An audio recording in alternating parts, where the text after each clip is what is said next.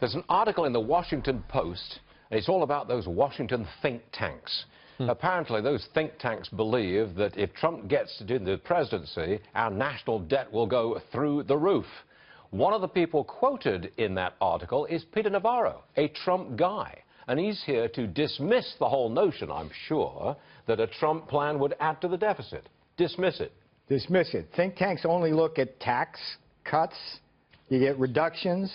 What they should be looking at is the positive revenues you get from growth, from cutting regulation and making our energy go, you cut taxes, eliminating stimulate tariffs. Private enterprise, you get growth down the road, you get more revenue coming into the Treasury. It's like going to get a physical to a podiatrist, right? So they're only looking at one thing. But what are these think tanks doing what I call static accounting?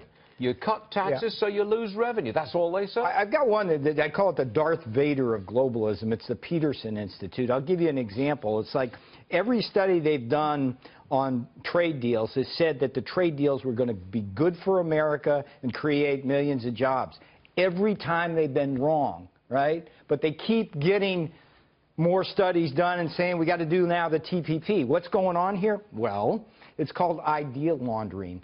Big money that ships our jobs overseas pays these think tanks to do this phony research. It goes out, and then these newspaper journalists just gobble it up, put the headline up, Trump plan's going to do this. It's a sham. You don't believe that Trump's plan will add significantly to the deficit over the long haul? I know that for a fact it will not, because Wilbur Ross and I did the definitive study. Tax cuts will take revenues down, but growth will go up based on energy reform, tax reform, trade reform, and we will see $2.4 trillion additional from that growth. It balances out, revenue neutral. Okay.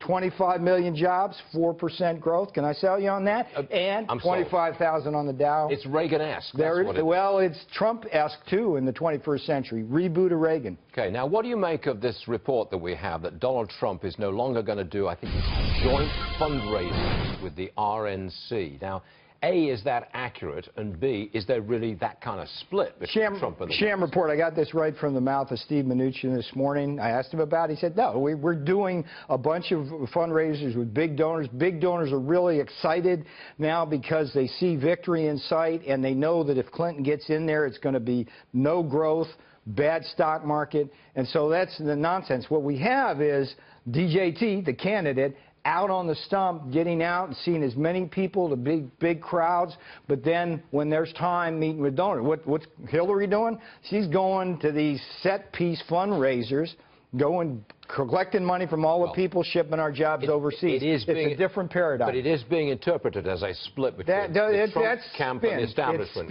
It's spin in the media. Don't believe a word you say it. You heard it here first. Okay, yeah, that's good. It's Barney and Company. All right.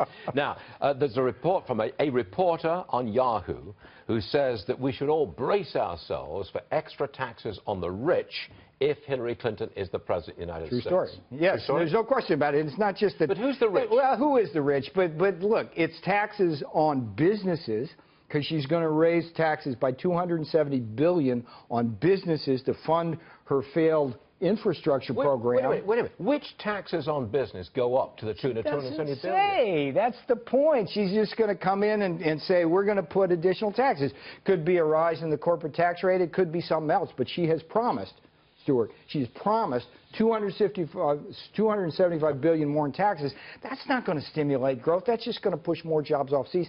And she's going to raise taxes on individuals as well. So she did promise that nobody who earns less than $250,000 a year will pay an extra dime in taxes. And you know what I promise? Everybody on that end of the income distribution is not going to have a job, and their wages aren't going to go up like they have not gone up for 15 years, because Clinton, Obama equals slow growth, no growth. Trump equals growth. You're really fired up. I am fired up. The show fires me up. All right. Thank you very much, Peter Navarro. I'm sure you're having fun. There we go. Good luck, fella.